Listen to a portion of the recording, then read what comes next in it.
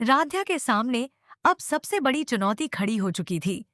विषकन्या किसी भी कीमत पर प्रथम को अपना बनाना चाहती थी और अपनी मायावी शक्तियों का इस्तेमाल करके उसने प्रथम को एक रहस्यमय गुफा में कैद कर रखा था।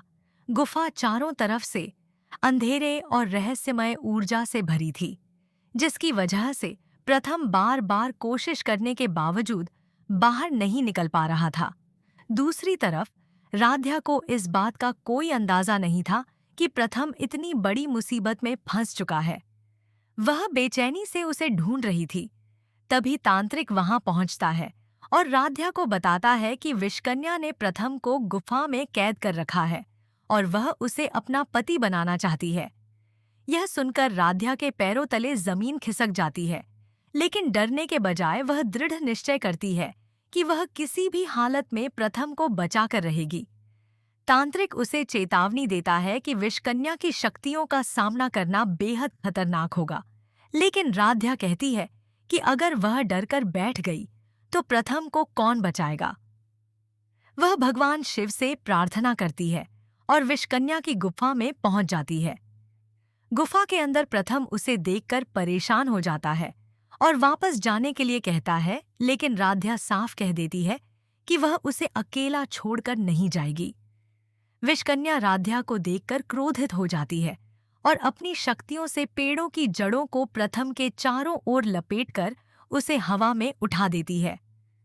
राध्या हाथ जोड़कर प्रथम को छोड़ने की विनती करती है, लेकिन विषकन्या उसकी बात मानने के बजाय राध्या को भी अपनी मायावी शक्ति से रोक देती है।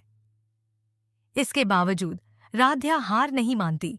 वह भगवान शिव को याद करके कहती है कि उसके प्रेम और विश्वास में सच्चाई है, तो उसे प्रथम को इस माया जाल से मुक्त करने की शक्ति मिले।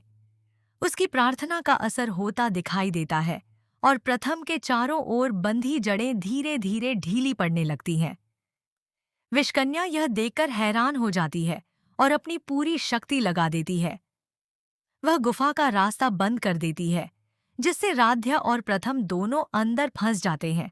लेकिन राध्या कहती है कि विषकन्या उन्हें गुफा में कैद कर सकती है, उनके हौसले को नहीं। प्रथम भी उसका साथ देता है और दोनों एक दूसरे का हौसला बढ़ाते हैं। इसी बीच तांत्रिक गुफा के बाहर पहुंच जाता है। उसके पास एक मंत्रित वस्तु होती है, जिससे वह कुछ समय के लिए विषकन्या की शक्तियों को कमजोर करने की कोशिश करता है। तांत्रिक मंत्रों का जाप शुरू करता है और गुफा के अंदर तेज रोशनी फैलने लगती है। विषकन्या का माया जाल कमजोर पड़ने लगता है और राध्या को प्रथम तक पहुंचने का मौका मिल जाता है। राध्या प्रथम का हाथ थाम लेती है और दोनों बाहर निकलने की कोशिश करते हैं। विषकन्या आखिरी बार अपनी पूरी शक्ति का इस्तेमाल करके उन्हें रोकने की कोशिश करती है, लेकिन तांत्रिक के मंत्र और राध्या प्रथम के मजबूत विश्वास के सामने उसका माया जाल टूटने लगता है। आखिरकार विषकन्या गुस्से में कहती है कि वह प्रथम को अपने से दूर नहीं जाने देगी। तब राध्या उसे जवाब देती है कि प्रथम कोई वस्तु नहीं है जिसे कोई अपना कहकर अपने पास रख सके। प्रथम खुद तय करेगा कि उसे किसके साथ रहना है। इसके बाद प्रथम भी साफ शब्दों में कह देता है कि वह अपनी इच्छा से राध्या के साथ रहना चाहता है।